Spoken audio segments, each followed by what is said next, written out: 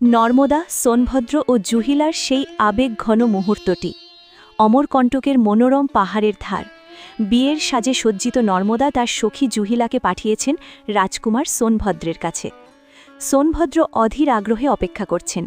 দূরে অলঙ্কারে সজ্জিত এক নারীকে আসতে দেখে তিনি ভাবলেন এটিই নর্মদা। আসলে তিনি ছিলেন জুহিলা। সোনভদ্র মুগ্ধ হয়ে বলেন, নর্মদা, আমি জানতাম তোমার রূপের বর্ণনা কোনোদিনও সম্পূর্ণ হতে পারে না। আজ এই সাজে তোমাকে দেখার পর মনে হচ্ছে আমার অপেক্ষার প্রতিটি পল সার্থক। জুহিলা মাথা নিচু করে বলেন, রাজকুমার, আমি।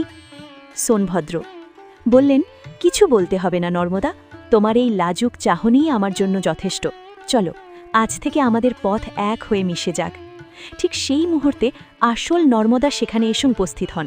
নিজের সখী আর প্রিয়তমকে এভাবে দেখে তিনি স্তম্ভিত হয়ে যান। নর্মদা কাঁপানো গলায় বলেন, এ কি দেখছি আমি? জুহিলা, আমার সখী হয়ে তুমি আমারই অলঙ্কার পরে আমার পরিচয় চুরি করলে?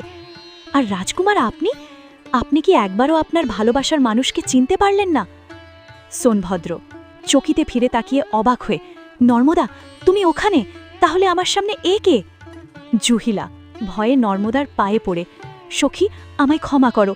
রাজকুমারের ঐশ্বর্য আর রূপ দেখে আমি নিজের লোভ সামলাতে পারিনি। আমি ভেবেছিলাম তুমি আসার আগেই।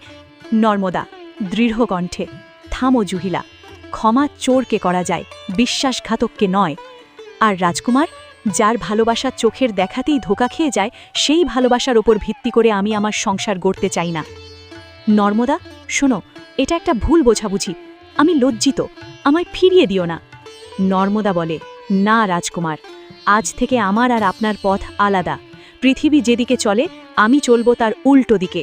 যে নদীগুলো সাগরে মেশার জন্য পূর্ব দিকে ছোটে, আমি তাদের সাথী হব না। আমি একলা চলব, মাথা উঁচু করে চলব। সোনভদ্র, কিন্তু নর্মদা, একা এভাবে কোথায় যাবে তুমি?